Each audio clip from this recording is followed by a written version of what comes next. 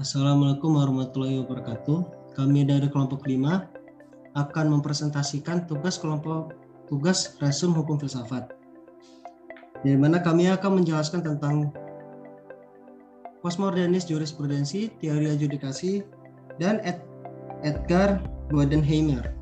Pertama, saya akan memperkenalkan anggota, yaitu ada saya sendiri, yaitu Fadlabon Fariwafi, ada Muhammad Akbar Sidik, ada Wayan Nevi Oktaviani, ada Dita Putri Permatasari, Yani Febriana Naibaho, Ulfa Maharani, dan Rasonto.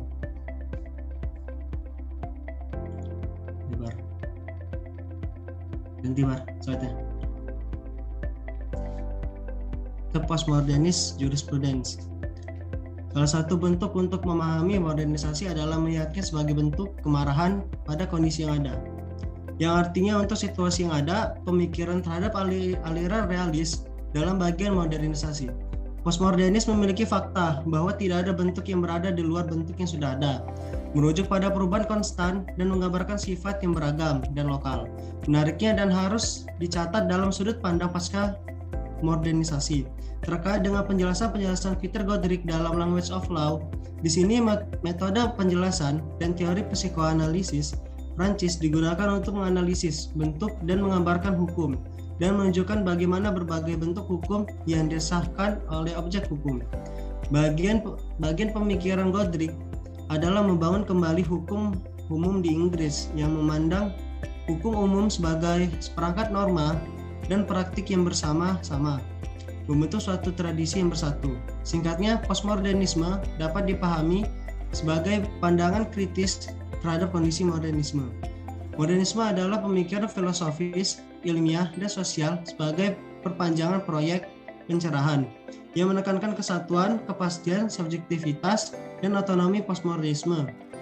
Postmodernisme mengembangkan pemikiran tentang pemikiran seperti kepercayaan dalam metarisasi, filsafat percakapan, agama pribadi, tesis dan tidak diketahui, ironi, solidaritas, konstruksi, semangat dasar pasca produksi adalah dengan mengajukan pertanyaan ide, cita-cita, kebenaran, dan praktik jangka panjang untuk mengeksplorasi kebohongan mereka untuk membangun pemahaman teori budaya, ide, dan praktik.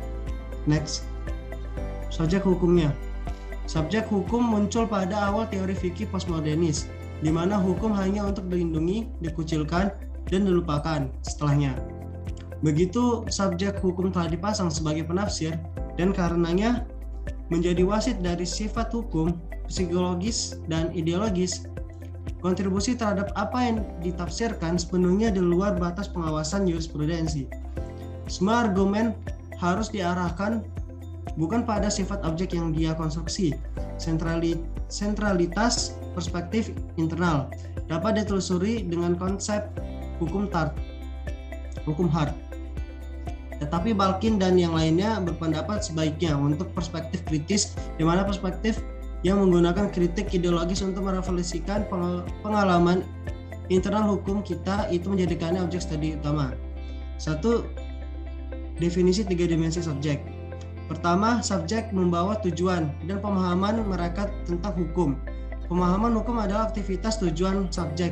Balkin melihat perspektif internal sebagai pluralitas perspektif tersebut dengan mempertimbangkan berbagai aktivitas yang dilakukan oleh peserta yang berbeda. Ketika memahami hukum ada katanya jaringan bentuk.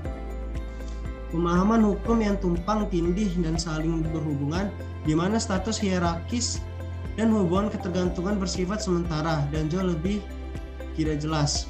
Kedua, penilaian tentang hukum bertumpu pada sifat diri. Mereka dibentuk oleh kebutuhan fisiologis diri sendiri. Ketiga, subjektivitas penting dalam studi hukum, karena pemahaman hukum juga merupakan sumber kekuasaan atas subjek hukum. Jika kita ingin memahami pemahaman hukum, jenis-jenis subjek. 1. Kematian subjek. Salah satu tema postmodernis yang penting memunculkan ketidakstabilan atau ketidaktentuan. Referensi sering dibuat untuk kematian subjek, tapi ini sendiri tampaknya menerima kritik yang berbeda.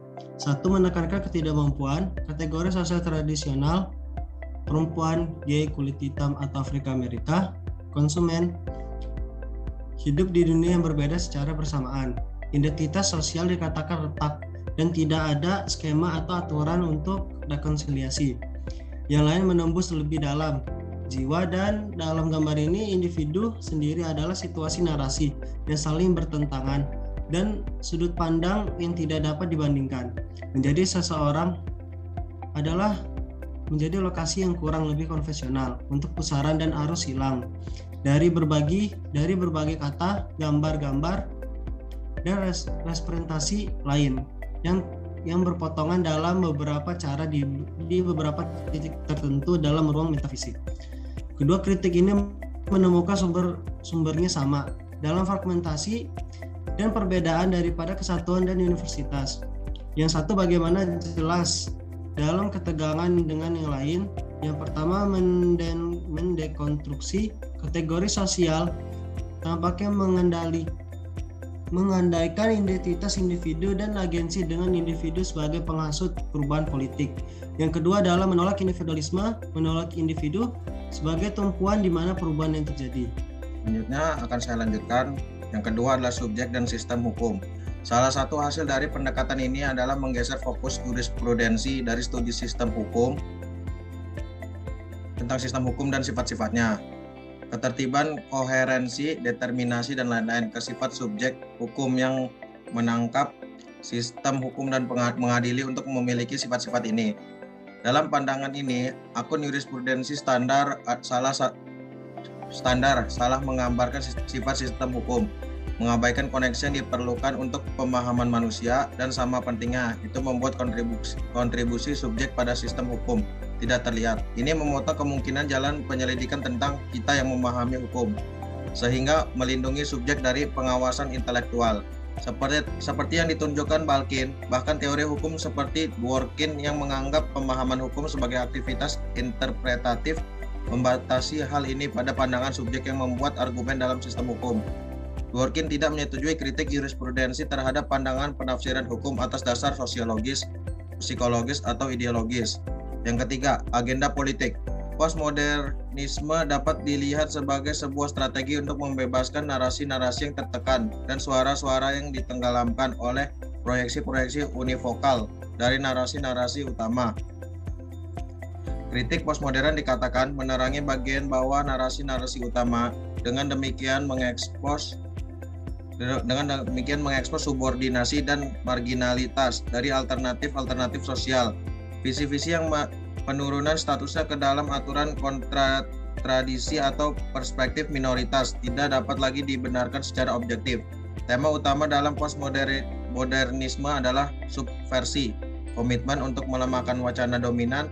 Postmodernis percaya bahwa potensi perjuangan subversi sangat menguntungkan mengingat mendiskreditkan Marxisme, ketidakstabilan kapitalisme akhir, dan kontradiksi negara kesejahteraan biokratis. Sesar dan celah ini dipandang sebagai sumber perlawanan dan kebebasan. Hukum postmodern negara. Postmodernisme ialah suatu respon mengenai suatu yang disebut Habermas atau bisa diartikan krisis legitimasi.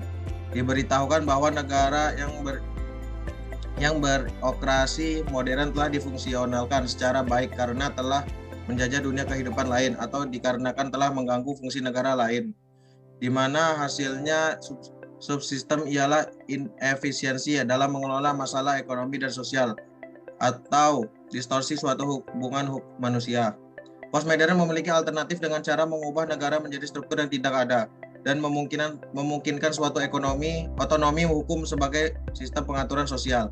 Ini ditekankan juga pada pluralisme hukum dengan melemahkan negara yang menunjuk pada pluralitas tatanan hukum, baik negara maupun non-negara yang ada di dalam ruang politik yang sama.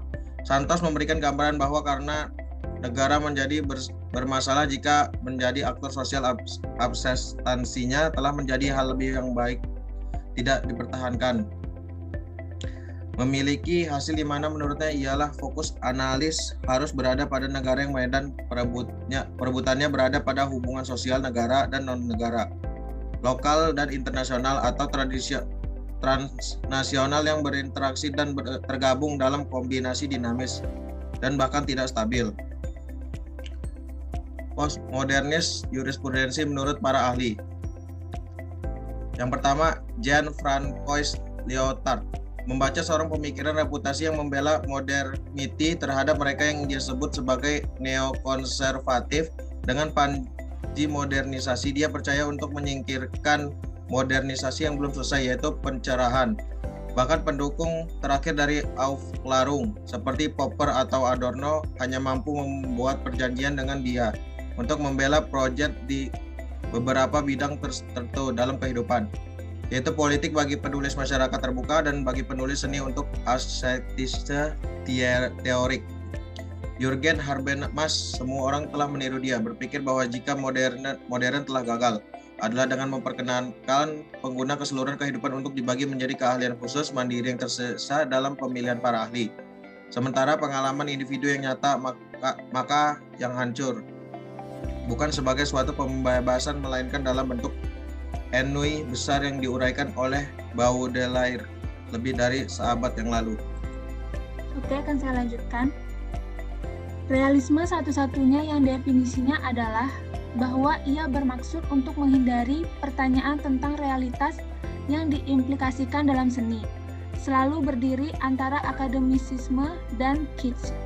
Ketika kekuasaan mengambil nama sebuah partai, realisme dan pelengkap neoklasiknya menang atas avant-garde eksperimental dengan memfitnah dan melarangnya. Yang jelas bagaimanapun bahwa ketika diluncurkan oleh aparat politik, serangan terhadap eksperimen artistik secara khusus reaksioner, penilaian estetika hanya diperlukan untuk memutuskan apakah karya ini atau itu sesuai dengan aturan yang ditetapkan tentang keindahan. Next.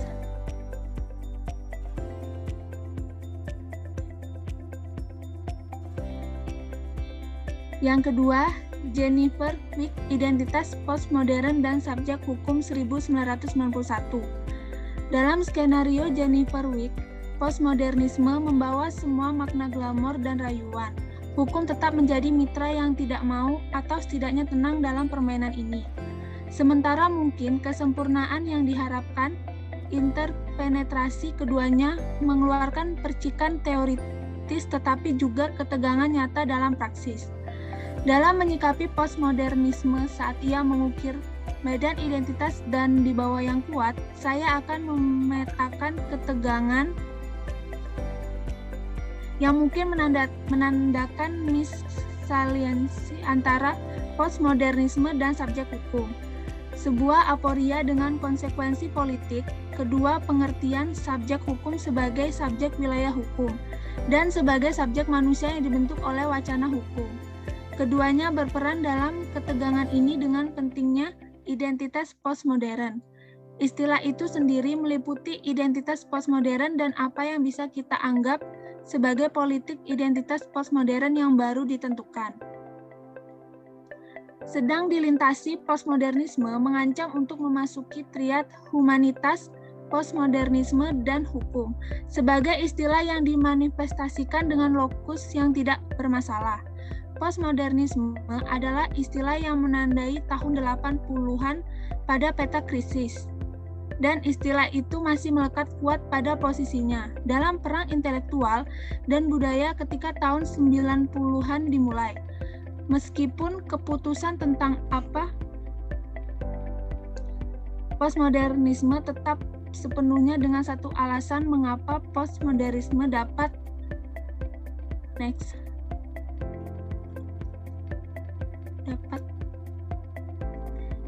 Tiga, J.M. Balkin, pengertian hukum, subjek, hukum dan masalah koherensi hukum tahun 1993. Koherensi hukum dan dari sudut pandang subjek yang dikonstruksi secara sosial, koherensi sebagai rekonstruksibilitas rasional. Tes pembenaran hipotesis dan aktual membayangkan koherensi hukum sebagai catur suatu benda. Hukum itu koheren jika memiliki sifat-sifat tertentu. Memiliki ini jika persyaratan atas justifikasi hipotesis dan aktual. Pertimbangan koheren muncul ketika memahami hukum secara khusus. Cara khusus ini untuk memahami rekonstruksi rasional. Sebagai dijelaskan lebih lengkap di bawah ini. Rekonstruksi rasional adalah upaya untuk melihat alasan regulasi manusia.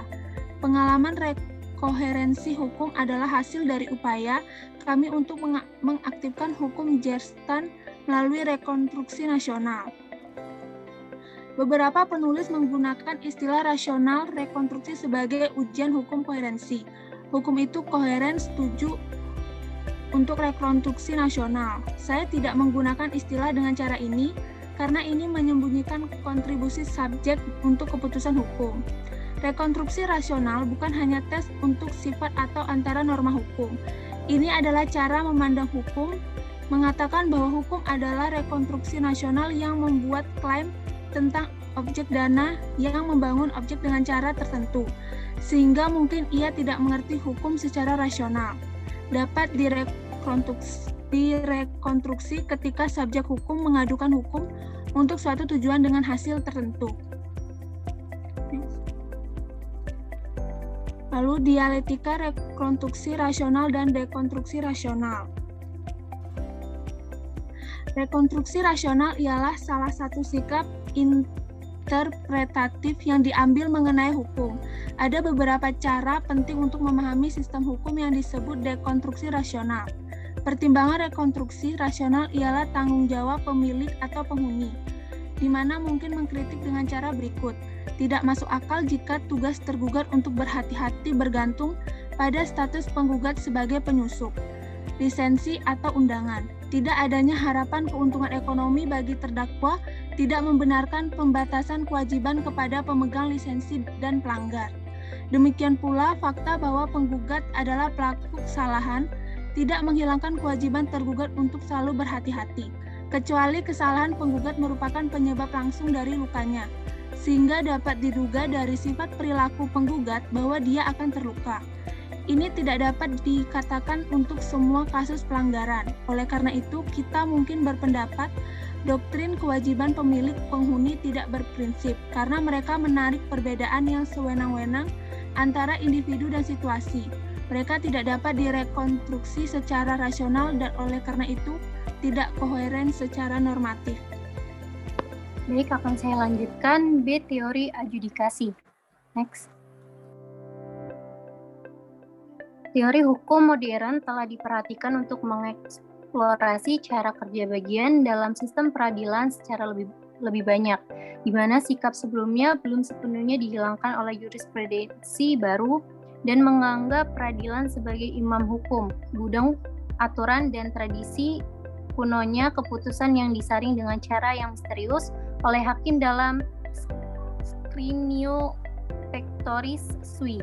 Tulisan-tulisan Ronald Dawkins baru-baru ini mengingatkan pada tradisi sebelum ini.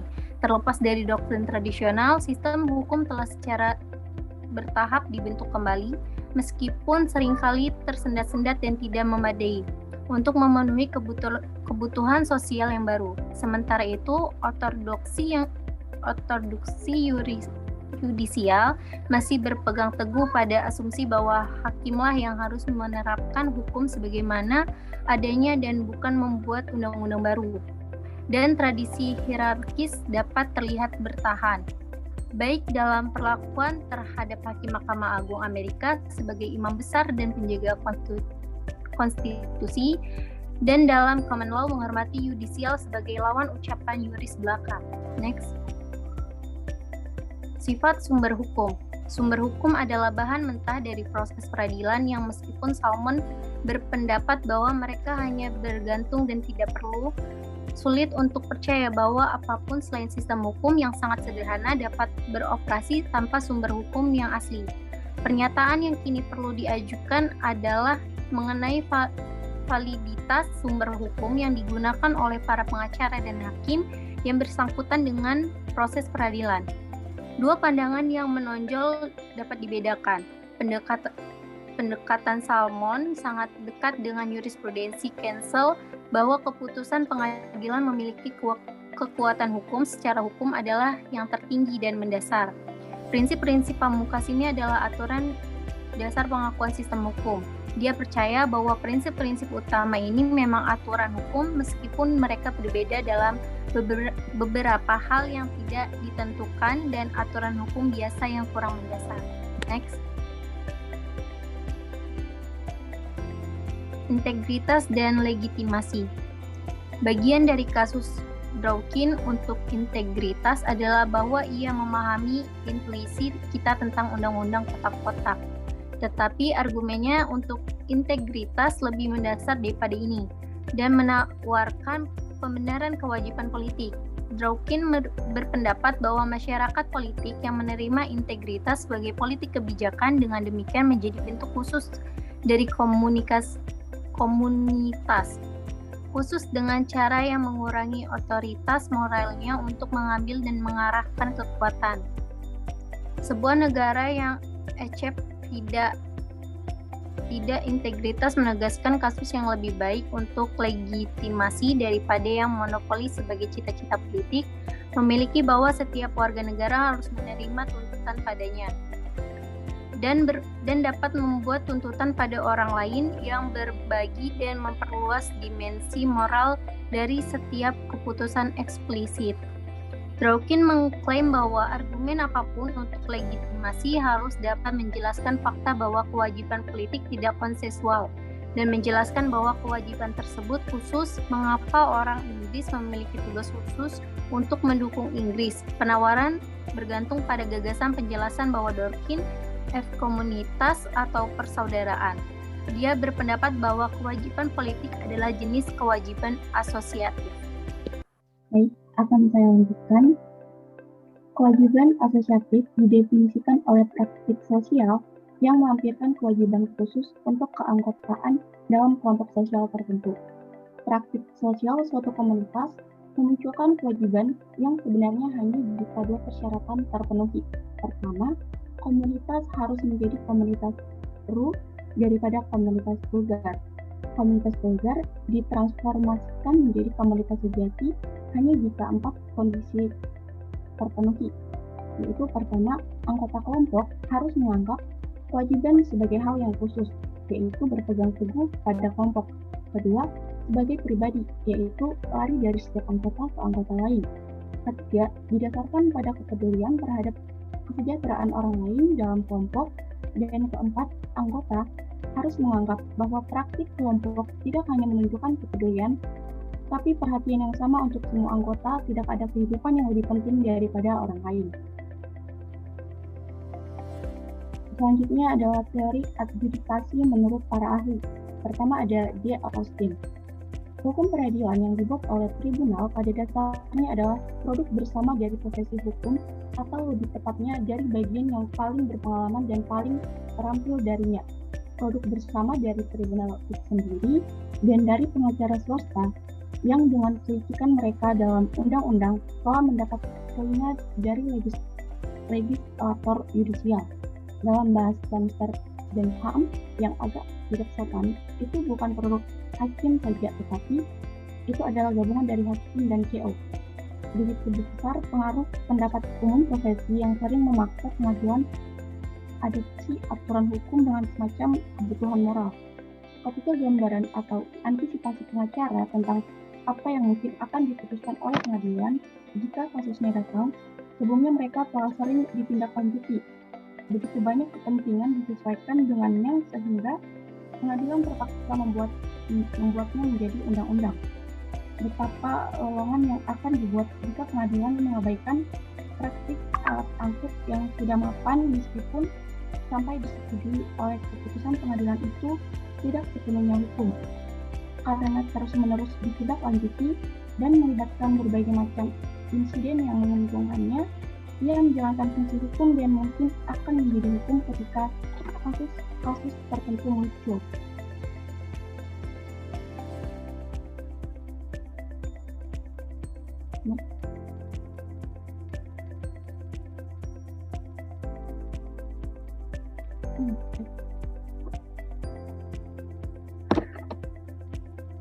Terlepas dari cek yang baru saja dibukukan, hakim secara alami bertekad untuk mematuhi aturan lama atau untuk membentuk yang baru sebagai konsekuensi dari atau analogi yang lama.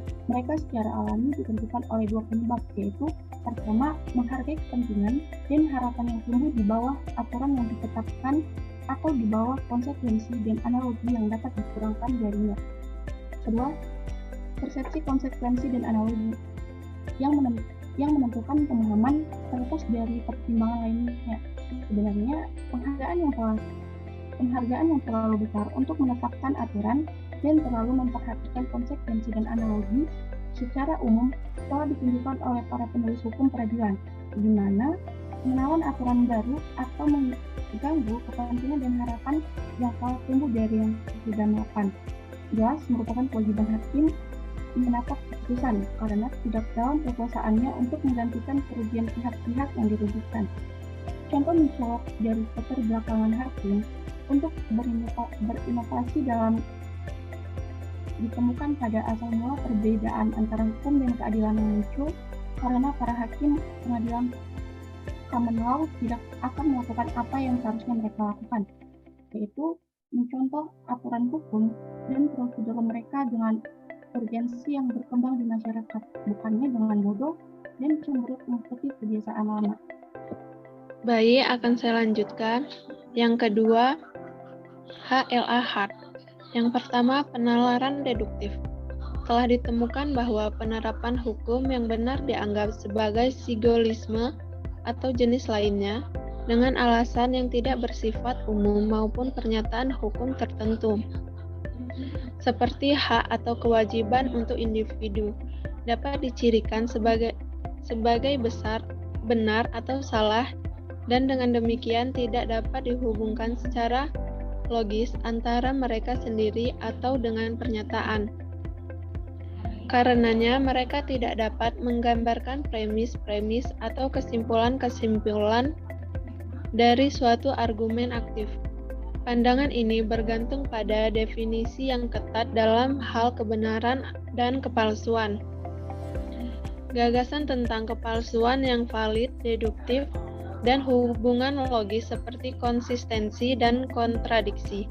Ini akan mengecualikan dari ruang lingkup inferensi deduktif, tidak hanya persamaan atau pernyataan, tetapi juga perintah dan banyak bentuk kalimat lainnya yang umumnya dianggap rentan terhadap hubungan logis.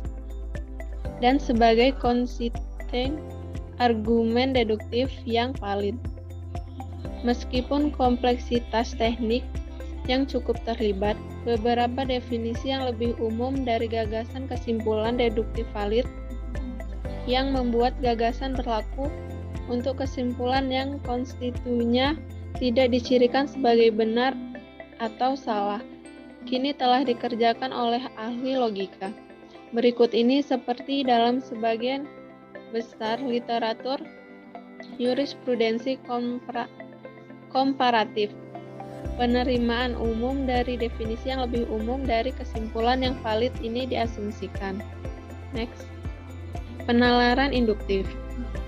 Ketidakjelasan yang cukup besar seputar klaim yang dibuat oleh jurisprudensial yang lebih konvensional menulis bahwa penalaran induktif terlibat dalam penggunaan presiden secara yudisial.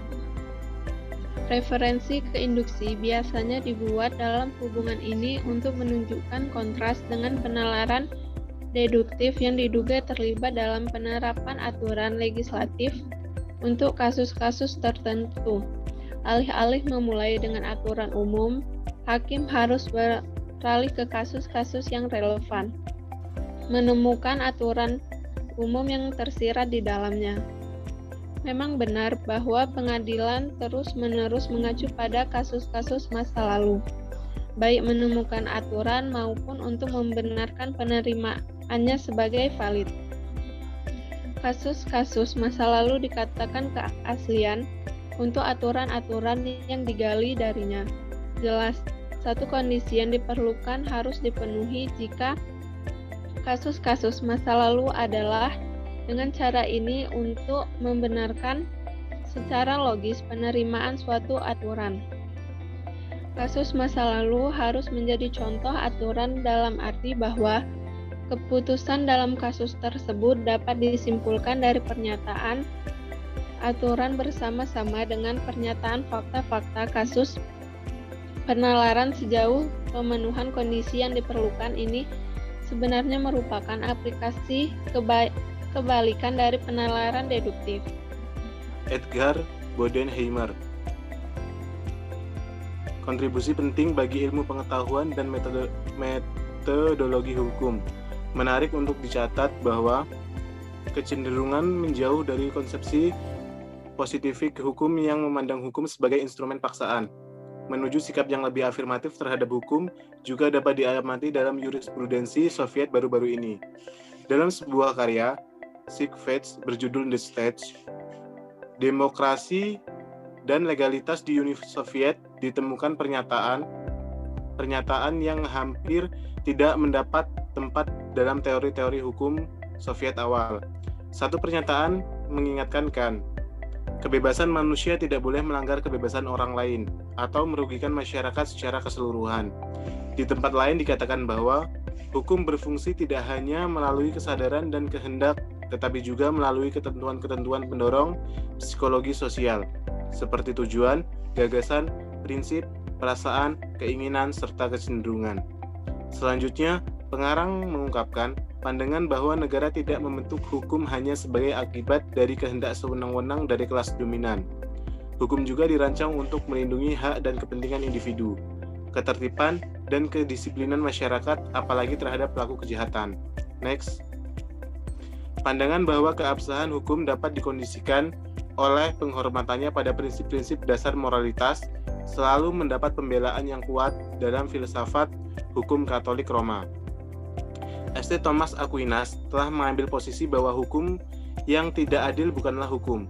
Dia menganjurkan bahwa demi perdamaian dan ketertiban umum, individu dan kelompok individu biasanya harus melepaskan hak mereka untuk menantang perintah otoritas yang merusak dengan tindakan perlawanan aktif atau pasif.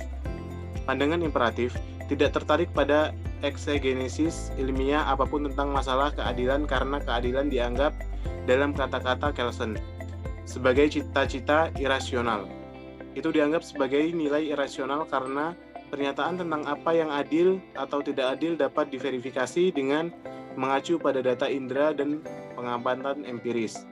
Dalam pandangan ini, keadilan bukanlah subjek yang cocok untuk teori hukum, kecuali jika istilah itu digunakan sebagai sinonim untuk legalitas, yaitu kepatuhan dengan amanat hukum positif.